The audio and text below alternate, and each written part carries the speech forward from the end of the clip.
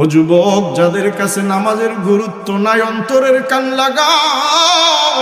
আম্মা জান আয়েশা বলে, হেঁটে হেঁটে মসজিদে যাইতে পারে না, একবার হুশ আসে আর একবার বেহুশ হইয়া যায়। এক কান দুই কান করে এই কথা গোটা মদিনায় ছড়ায় গেছে। আল্লাহর নবী বিশ্ব নবী ওই অবস্থায় যখন হুশ ফিরে আসে, ওই সময় নবীজি মসজিদের দিকে রওনা হয়। আল্লাহু আকবার। ওরে বন্ধু, যেই নবীর জীবনের সব গুনাহ মাফ, যিনি না গেলে জান্নাতের দরজা খোলা হবে না, যেই নবী তামাম পৃথিবীর সবার জন্য সুপারিশ করবে। আগের দিন আসরের সময় অসুস্থ, হেঁটে হেঁটে যাইতে পারে না, হাদিস বুখারীর। আল্লাহর নবী দুইজন সাহাবীরে ডেকে কাদের উপরে ভর দিয়া মসজিদে নববীতে গেছে। আল্লাহু আকবার। এই রকম অসুস্থ এখানে কেউ আসেননি। নবীজি চলে আসছে, মাগরিবে রক্ত হয়ে গেছে। আবার দুইজন সাহাবীকে ডাক দিয়া তাদের কাঁধের উপরে ভর দিয়া মসজিদে গেল। আল্লাহর নবী বসে বসে নামাজটা পড়িয়েছে। এক কান দুই কান করে এই কথা গোটা মদিনায় ছড়ায় গেছে। আল্লাহর নবী কত শক্তিশালী মানুষ, জীবনে কখনো বসে নামাজ আদায় করে না। আল্লাহর নবী এত অসুস্থ, মনে হয় আল্লাহর নবীর পিছনে নামাজ পড়ার সৌভাগ্য আর আমাদের হবে না। হাদিসের মধ্যে আসছে, যুবক ভাই, সর্বোচ্চ 7 কিলোমিটার দূর থেকে সাহাবীরা জমা হয়ে গেছে আল্লাহর নবীর সাথে এশার নামাজ আদায় করবে। ওরে বন্ধু, নবীজির পিছনে একান্ত নামাজ যদি পড়া যায়, নবীর সাথে যদি একটা সিজদা হয়, ওই সিজদা কবুল। আল্লাহর নবীর সাথে যদি একটা রুকু হয়, ওই রুকুটা জান্নাতে যাওয়ার জন্য যথেষ্ট। একে একে সাহাবীরা এসে পুরো মসজিদ ভরে গেছে। এশার নামাজের আজান হয়ে গেছে। হযরতে আবু বকর বলে, আমরা তাকায় দেখি আল্লাহর নবী এখনো মসজিদে আসে না। সমস্ত সাহাবীদের অপেক্ষা, এই বুঝি আল্লাহর নবী আসলো, নবীজির পিছনে আমরা নামাজটা পড়ব। সময় চলে যায় না, আল্লাহর নবী আসে না। ও বন্ধু, সাহাবীরা গিয়া আবু বকরকে ডাক দিছে, আবু বকর যাও যাও যাও, ঘরের ভিতর থেকে খবর নিয়ে আসো, আজান হয়ে গেছে। আল্লাহর নবী কেন এখনো আসে না? আবু বকর ঘরের ভিতরে ডাক দিছে, আয়েশা শুনি, হ্যাঁ আল্লাহর নবী কোথায়? নবীজি অসুস্থ শুনে সাহাবীরা চলে এসেছে। মসজিদ কানায় কানায় ভরে গেছে, নবীকে পাঠায় দাও। আম্মা জান আয়েশা বলে, আব্বু আল্লাহর নবী বেহুশ হয়ে আছে, সময় চলে যায়, আপনি গিয়া সাহাবীদেরকে নিয়া নামাজে দাঁড়াইয়া যান। হযরতে আবু বকর, আমি বদরে ছিলাম, উহুদে ছিলাম, খন্দকে ছিলাম, কত লাশ আমি দেখেছি, কত কষ্ট আমি সহ্য করেছি, কিন্তু যেদিন নবীর জীবদ্দশায় আমাকে বলছে নবীজির জায়গায় গিয়া নামাজ পড়ো, এর চেয়ে বড় কষ্ট আমার জীবনে আর আসে নাই। ও যুবক, যারা নামাজটাকে ছেড়ে দাও, অন্তরের কান লাগাও ভাই। আল্লাহর নবী যেই জায়গায় নামাজে দাঁড়াও, বকর দাঁড়ায় গেছে। আল্লাহু আকবার। সাহাবীদের কান্নার আওয়াজ শুরু হয়ে গেছে। আর বুঝি কোনদিন আল্লাহর নবীর পিছনে নামাজ পড়ার সৌভাগ্য আর আমাদের হবে না। আম্মা জান আয়েশা কয়, দুনিয়ার মানুষ শোনো, নামাজ যখন চলতেছে ঠিক এই মুহূর্তে আল্লাহর নবীর হুশ ফিরে আসছে। আল্লাহর নবী হুশে সেই আম্মা জান আয়েশাকে বলতেছে, আয়েশা রে, এখন কোন নামাজে রক্ত চলতেছে? প্রিয় ভাইরা আমার, রাসূল করিম সাল্লাল্লাহু আলাইহি ওয়াসাল্লাম কোনো একদিন আসর নামাজের পরে বিশিষ্ট সাহাবীদেরকে সাথে নিয়ে মসজিদের নববীর ভিতরে বসা ছিল। তো ঠিক এই সময় হাদিসের মধ্যে আসছে, যা রাজুলুন, একটা লোক আসলো, যে লোকটা অত্যন্ত বয়স্ক, শরীরের ভিতরে ধুলোবালি মাখা, গায়ে যেই পোশাক পরিচ্ছদ পরা ছিল বোঝা যাচ্ছে এই মাত্র কোনো কাজ থেকে সে আসছে। এক কথায় আমরা সব শ্রেণী পেশার মানুষ সারাটা দিন যে যার পেশায় কাজবাজ করে সন্ধ্যার সময় যখন ঘরে ফিরি, এই যে শরীরের একটা অবস্থা, ওই অবস্থায় উনি আল্লাহর রাসূলের সামনে এসে দাঁড়াইলেন। তো দুনিয়ার সিস্টেম হইল, বড় কোনো নেতা নেত্রীর সামনে যাওয়ার পরে তার সাথে যদি কথা বলতে চায়, তার অ্যাসিস্ট্যান্ট এবং পিএস এর কাছ থেকে অনুমতি লাগে। কথা বলেন লাগে? এটা লাগে কার জন্য? যে ওই লোকের সম্মান বোঝে তার লোক। কথা কয়। তো উনি আরবে বেদুইন অর্থাৎ গ্রাম্য মানুষ, সাদা সিধা মানুষ, বয়স্ক মানুষ, তাম পৃথিবীর যিনি নেতা, সাইয়্যিদুল মুরসালিন, রাহমাতুল লিল আলামিন, আল্লাহর নবীর সামনে এসেই কোনো ভূমিকা ছাড়া সালাম দিয়ে রাসূলকে বললেন, ইয়া রাসূলুল্লাহ আওসিনি, আপনি আমারে কিছু ওয়াজ করেন, আমারে কিছু নসিহত করেন, আমারে কিছু উপদেশ দেন। সুবহানাল্লাহ। তো বিশিষ্ট সাহাবীরা সবাইকে কিও কথা নাই বার্তা নাই, এসে একেবারে সালাম দিয়ে সরাসরি। তো আল্লাহ রাসূল সাল্লাল্লাহু আলাইহি ওয়াসাল্লাম বুঝতে পারলেন যে এই লোকটা একজন সাধারণ মানুষ। তো বললেন, কি জানতে চাও? ইয়া রাসূলুল্লাহ, আমি মাঠে ময়দানে কাজ করি, পরের বাড়িতে দিন মজুরি করি, খেতে খামারে কাজ করি, এত সময় পাই না আপনার কাছে আসার। আমি আপনার কাছে আসছি, আপনি এখন আমারে আল্লাহর সবচেয়ে প্রিয় আমল কি এটা আমারে এখন বলে দিবেন। সুবহানাল্লাহ। তো সব সাহাবী আশ্চর্য, কি আল্লাহর তো বহুত আমলই প্রিয়। সুবহানাল্লাহ। তেমনি বলছে, রাসূল আপনি আমাকে এখন যেই কয়টা উপদেশ দিবেন, আল্লাহর সবচেয়ে প্রিয় আমলের কথা বলবেন, আমি আপনার একটা গ্যারান্টি দেই, আমি এখান দিয়ে আল্লাহ আনকুসু ওয়ালা আজিদু, বাড়াবো না কমাবো না। সুবহানাল্লাহ। বুঝতেছেন আমার কথা? খুব মনোযোগ দিয়ে কি বলছে বলেন? বাড়াবো না। ফাবতাসাবান নবী, আল্লাহ নবী মুস্কি হেসে দিলেন। ফাবতাসামান নবী সাল্লাল্লাহু আলাইহি ওয়াসাল্লাম ওয়া ক্বাল, আল্লাহ নবী মুস্কি হেসে দিয়া বললেন, যালিকার রাজুলু সাহিবুল জান্নাহ, এই লোকটা জান্নাতের মালিক হয়ে গেছে। সমস্ত সাহাবীরা অবাক, ইয়া রাসূলুল্লাহ, গ্রামের সাধারণ মানুষ ধুলোবালি মাখা জামা নিয়ে আসছে, আপনার কাছে কিছু আল্লাহর প্রিয় আমলের কথা জানতে চেয়েছে, আপনি বলেনও নাই। আপনি এখনো আল্লাহর কোন আমল প্রিয় তার জানান নাই, একটা উপদেশও দেন নাই, সে মানেও নাই। আপনি বলে দিলেন এই লোকটা জান্নাতি, কারণ কি? আল্লাহর নবী বিশ্ব নবী বলে, সাহাবী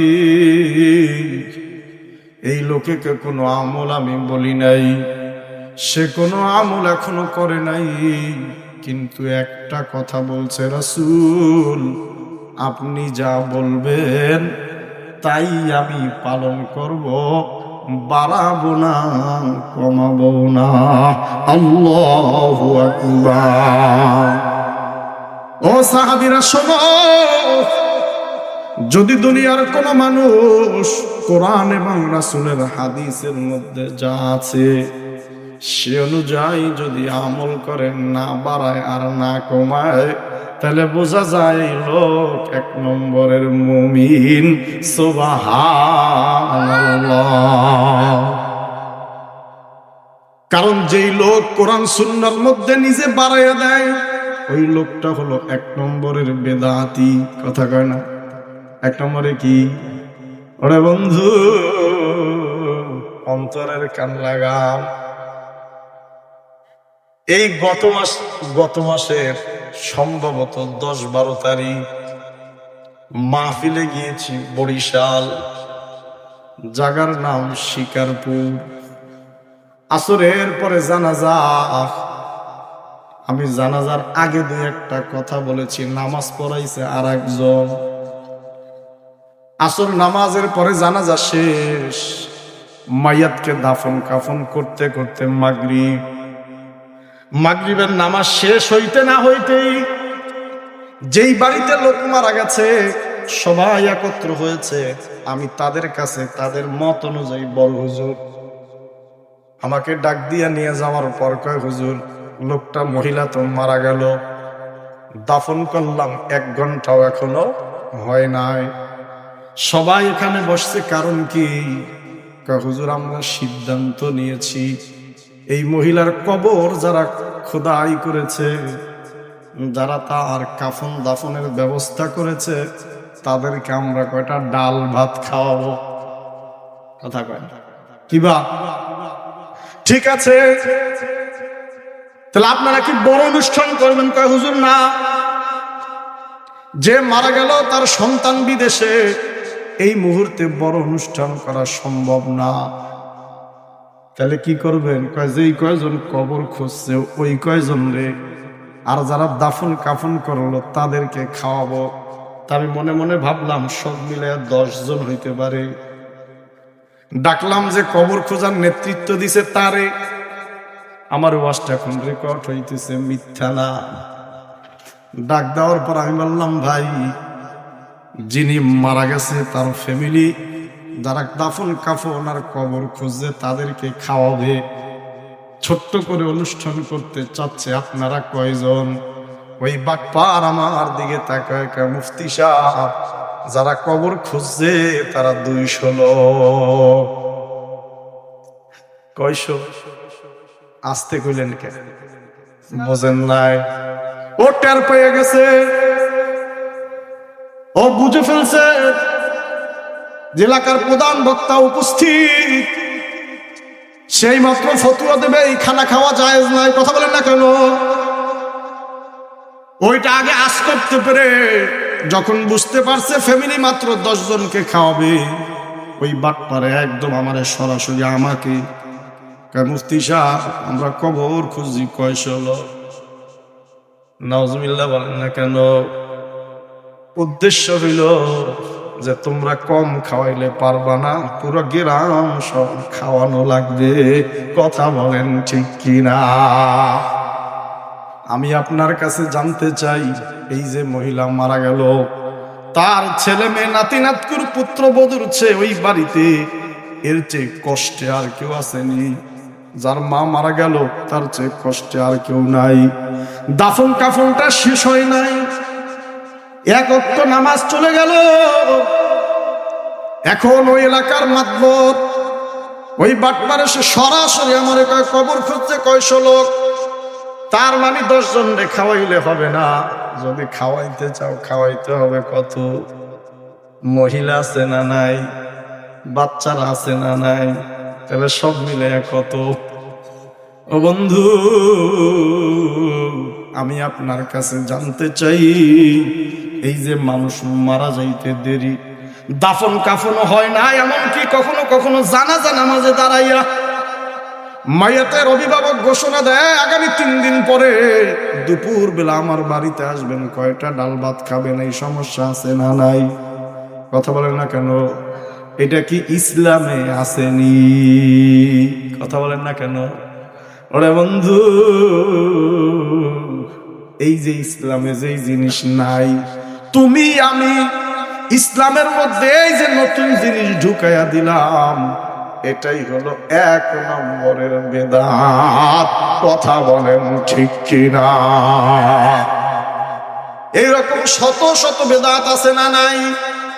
ও বন্ধু, ওই দিন মজুর কৃষক সাহাবী আল্লাহর নবীর কাছে আইসা কয়, ইয়া রাসূলুল্লাহ, কোরআনে যা আছে নবী আপনি এখন যা বলবেন লা আজিদু, আমি এর মধ্যে নিজের থেকে কিছু বাড়াবো না। সুবহানাল্লাহ। এই জন্য আল্লাহর নবী সাহাবীরে বলে দিছে এই লোকটা জান্নাতি, কারণ এই লোকের ভিতরে কোরআন সুন্নাহ অনুযায়ী চলার মন মানসিকতা আছে। এই লোকটা বেদাতি হইতে পারে না। আল্লাহু আকবার। আল্লাহর নবী বিশ্ব নবী বলে শোনো, এটা তো একটা উদাহরণ দিলাম, যেই মরণ ব্যাধি আমাদের গোটা সমাজে আছে না নাই। ওরে বন্ধু, সাহাবী কয় রাসূল আমি বাড়াবো না। সুবহানাল্লাহ। এরপরে সাহাবী কয় ইয়া রাসূলুল্লাহ লা আনতুসু, নবী আপনি যা বলবেন আমি তা মানবো, আমি কমাবো না। আজকে আমাদের মধ্যে এই বাড়াবাড়ি আর কমাকমি কাটা ছেঁড়া আছে না না। মুরব্বীরা সাক্ষী দিয়ে আগামী 100 বছর পিছনে, গত 100 বছরে সারা বাংলাদেশে তারাবি পড়লাম 20 রাকাত। কথা বলে না কেন? এক গুরু পয়সা কয় না তারাবি এখন 20 না, তারাবি হলো 8 রাকাত। কথা কয় না কেন? তাহলে নামাজ রাখলো না কাটলো? আরেকটু আসতে বলেন, মহিলারা শুনবে। কাটতে নেই।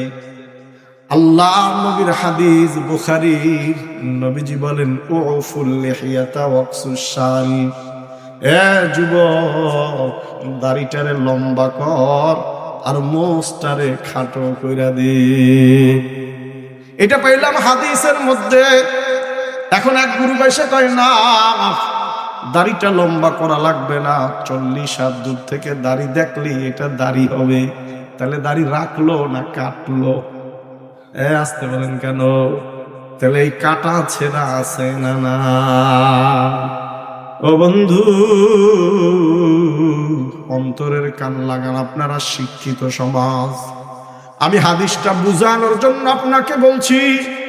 আমি যদি মফাস্সলের চরঞ্চলে ওয়াজ করতাম, এই উদাহরণটা আমি দিতাম না, সরাসরি আলোচনায় চলে যাইতাম। আপনি শিক্ষিত মানুষ, এই যুগের মাস্টার্স করালো, আপনি অফিসার, আপনি কেন বুঝলেন না? নবীর সাহাবী দিন মজুর, তার ভিতরে এই বুঝ চলে আসছে রাসূল আপনি আমার উপদেশ দেন, আমি বাড়াবো না, আমি কমাবো না।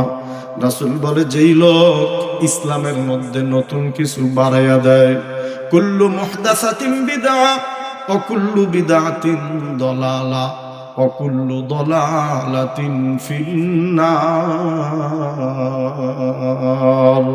যেই লোক ইসলামের মধ্যে নতুন কিছু ঢুকাইয়া দেয়, ওই লোকটা হলো বেদাতি। নবী বলে ওই বেদাতি হলো গোমরাহি, আর ওই গোমরাহি হইল জাহান্নামী। নাউযুবিল্লাহ। ও বন্ধু, এবার আল্লাহ নবী মুস্কি হাসি দিয়া কয় সাহাবীরা এই লোকটা জান্নাতি। সুবহানাল্লাহ। তাহলে আমরা যত মানুষ এখন এখানে বসছি, আজকে থেকে প্রতিজ্ঞা, হুজুর কথা দিলাম কোরআন আর সুন্নাহর বাইরে, ইজমা আর কিয়াসের বাইরে নিজের কোনো মতামত অনুযায়ী আমি চলবো না, ইনশাআল্লাহ। আল্লাহর নবী খুশি। কয় ও সাহাবী কি জানতে চাও বলো? কয় ইয়া রাসূলুল্লাহ আইয়ুল আমালি আহাব্বু ইলাল্লাহ। হে নবী, আমি আপনার কাছে জানতে চাই এই পৃথিবীর মধ্যে যত ইবাদত আছে, এই পৃথিবীর মধ্যে যত আমল আছে, সমস্ত আমলের চেয়ে আল্লাহর কাছে প্রিয় আমল কোনটা? আল্লাহু আকবার। ও পর্দার আলের মা, অন্তরের কান লাগান। ইয়া রাসূলুল্লাহ আইয়ুল আমালি আহাব্বু ইলাল্লাহ।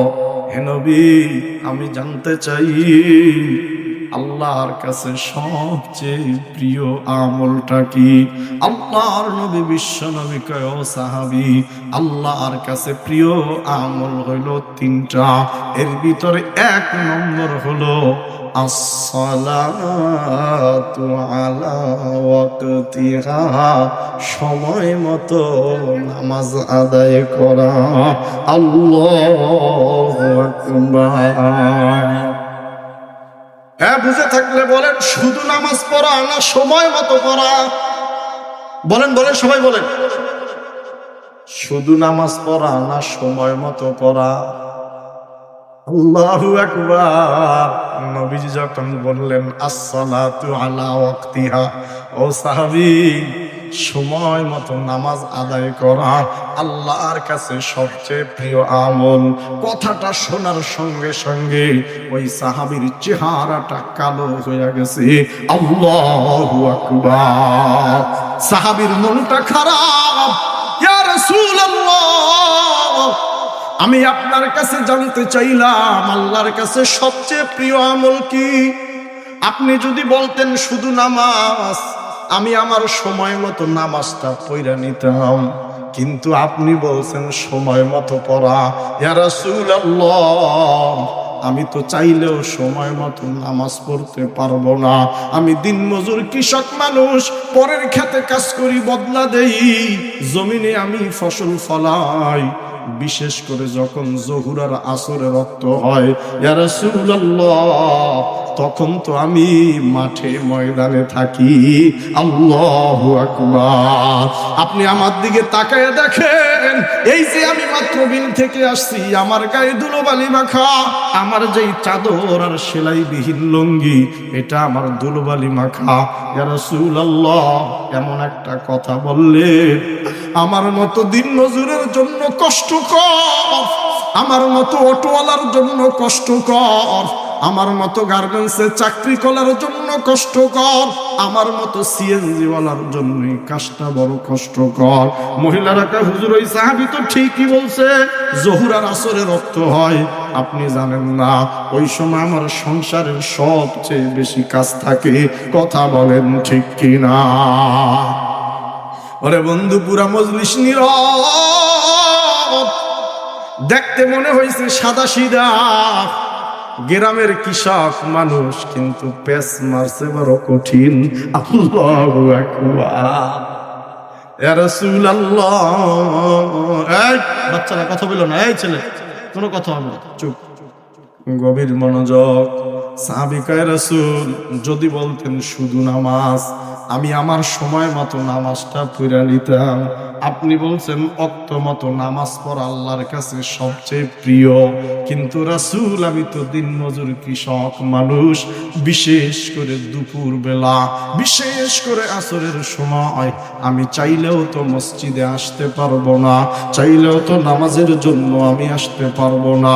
আমি থাকি মরুভূমির মধ্যে, বিলের মধ্যে, আমার গায়ের মধ্যে থাকে ধুলোবালি আর কাদামাখা।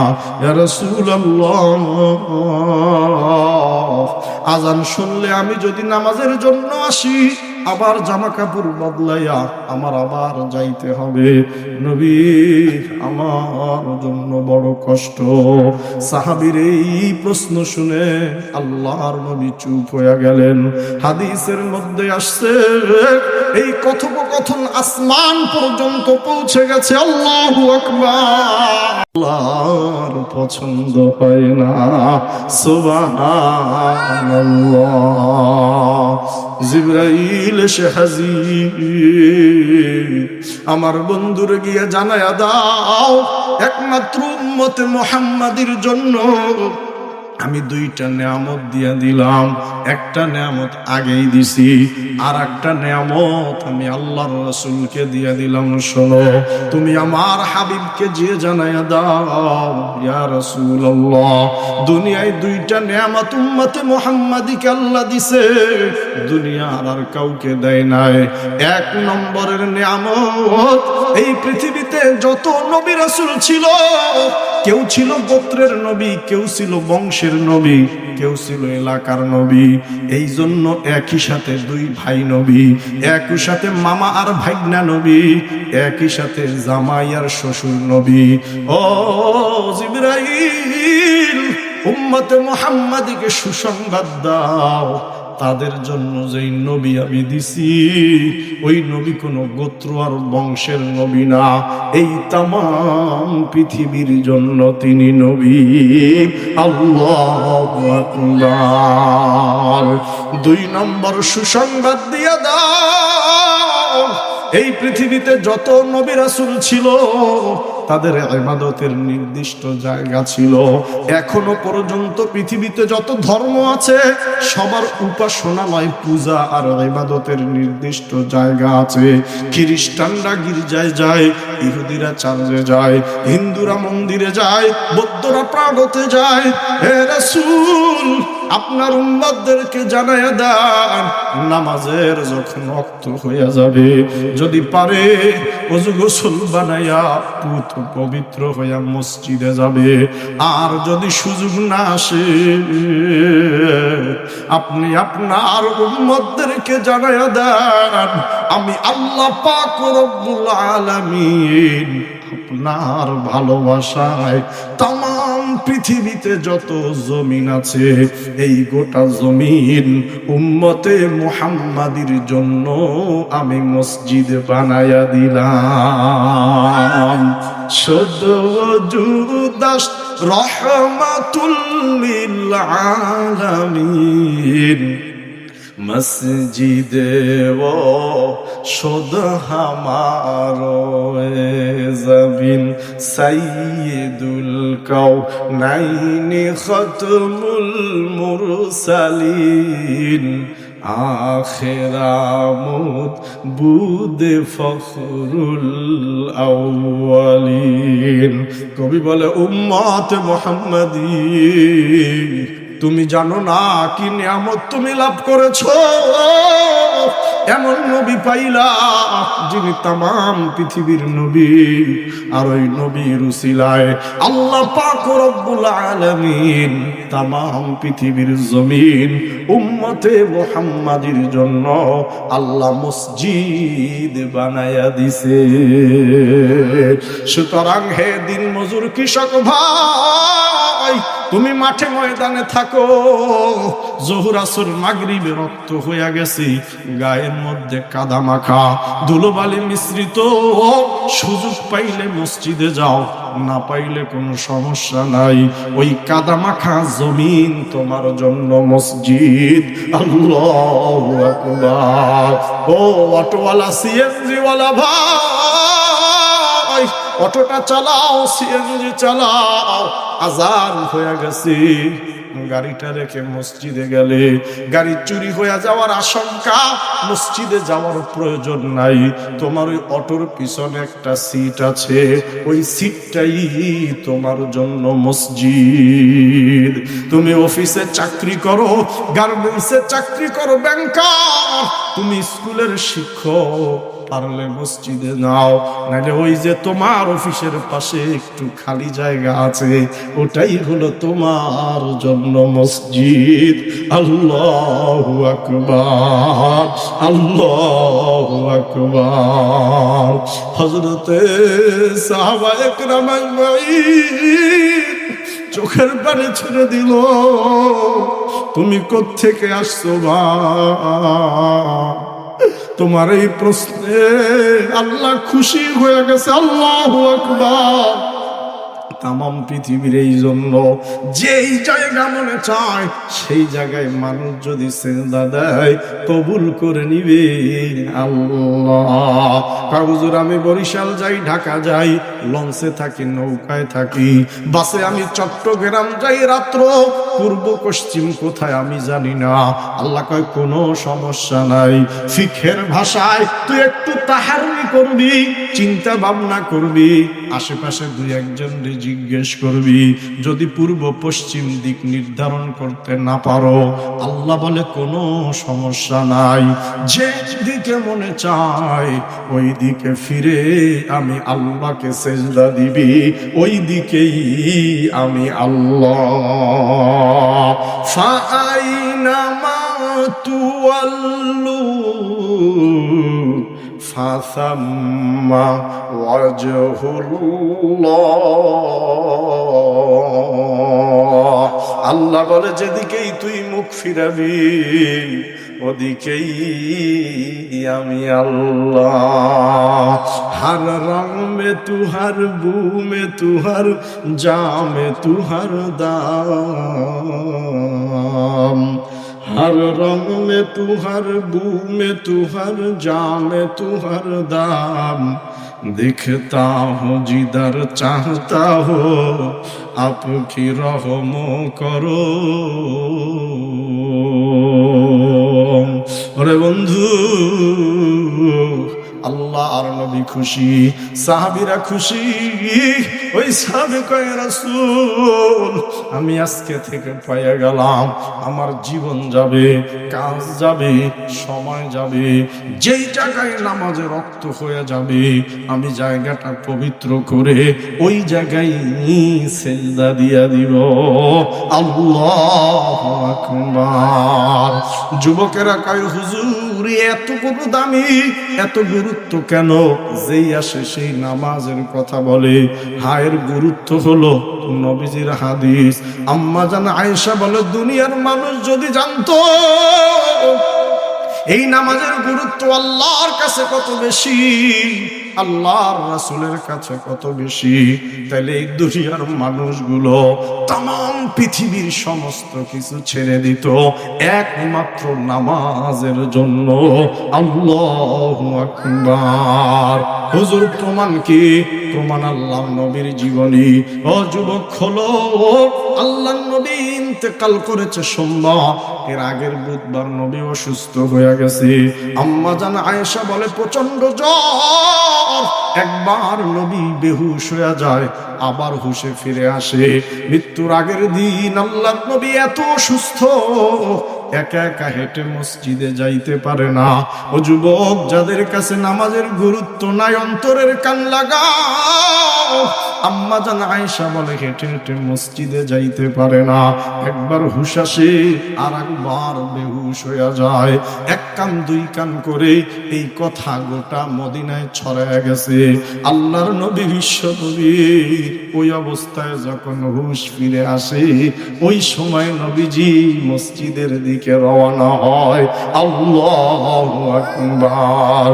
ওরে বন্ধু, যেই নবীর জীবনের সব গুনাহ মাফ, যিনি না গেলে জান্নাতের দরজা খোলা হবে না, যেই নবী तमाम পৃথিবীর সবার জন্য সুপারিশ করবে। আগের দিন আসরের সময় অসুস্থ, হেঁটে হেঁটে যাইতে পারে না, হাদিস বুখারী। আল্লাহর নবী দুইজন সাহাবীরে ডেকে কাদের উপরে ভর দিয়ে মসজিদে নববীতে গেছে। আল্লাহু আকবার। এই রকম অসুস্থ এখানে কেউ আসেননি। নবীজি চলে আসছে, মাগরিবে রক্ত হয়ে গেছে। আবার দুইজন সাহাবীকে ডাক দিয়া তাদের কাঁধের উপরে ভর দিয়া মসজিদে গেল। আল্লাহর নবী বসে বসে নামাজটা পড়িয়েছে। এক কান দুই কান করে এই কথা গোটা মদিনায় ছড়ায় গেছে। আল্লাহর নবী কত শক্তিশালী মানুষ, জীবনে কখনো বসে নামাজ আদায় করে না। আল্লাহর নবী এত অসুস্থ, মনে হয় আল্লাহর নবীর পিছনে নামাজ পড়ার সৌভাগ্য আর আমাদের হবে না।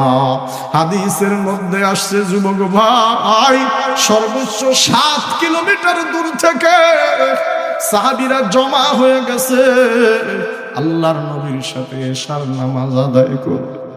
ওরে বন্ধু, নবীজির পিছনে একান্ত নামাজ যদি পড়া যায়, নবীর সাথে যদি একটা সিজদা হয় ওই সিজদা কবুল, আল্লাহর নবীর সাথে যদি একটা রুকু হয় ওই রুকুটা জান্নাতে যাওয়ার জন্য যথেষ্ট।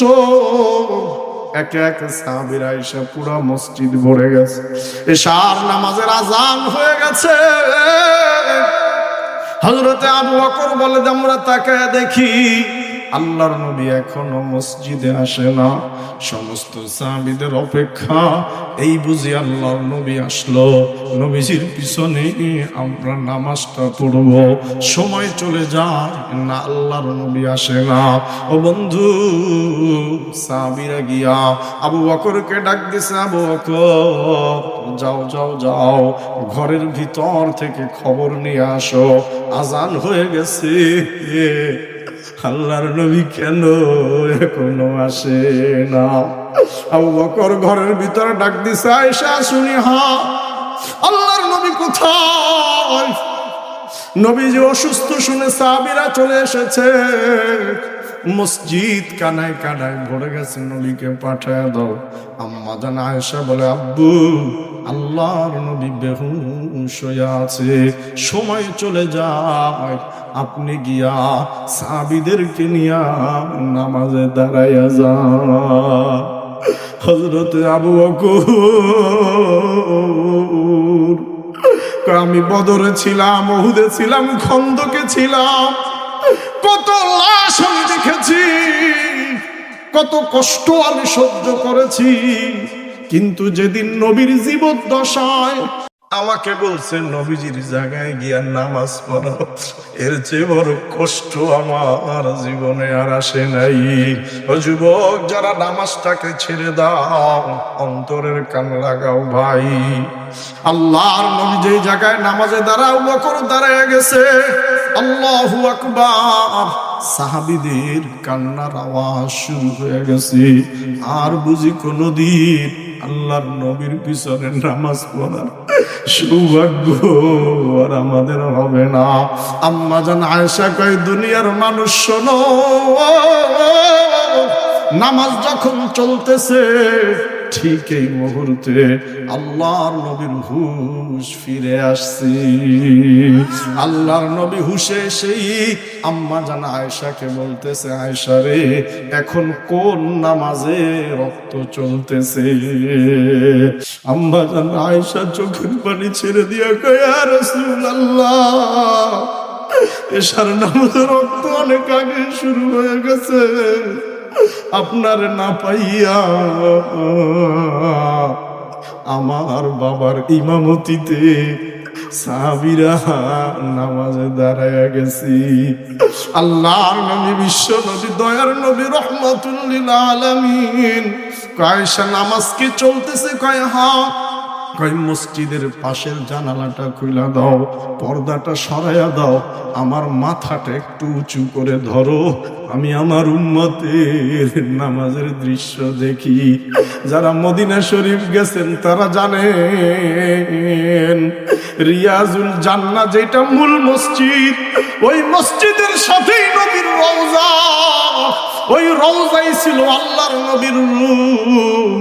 আম্মা জান আয়েশা বলে, আমি রাসূলের মাথাটা উঁচু করে আমার উরুর উপরে ধরলাম আর মসজিদের দিকের পর্দাটা সরাইয়া দিলাম, তখন নামাজ চলতেছে। আমি তাকায়া দেখি আল্লাহর নবী নামাজের দৃশ্য দেখা চোখের পানি ছেড়ে দিয়া কাঁদতেছে। আমি রুমাল দিয়া নবীর চোখ মুছে দেই আর বললাম, ইয়া রাসূলুল্লাহ, নামাজের দৃশ্য দেখে আপনি কাঁদেন কেন? আপনার কি নামাজে যাইতে ইচ্ছা করে? আল্লাহর নবী কয়, আয়েশা রে, এই নামাজের দৃশ্য দেখে আমি কান্দি, কারণ আমি এই নামাজ প্রতিষ্ঠা করতে গিয়া বদরে আমার অনেক সাহাবীরে হারাইছি।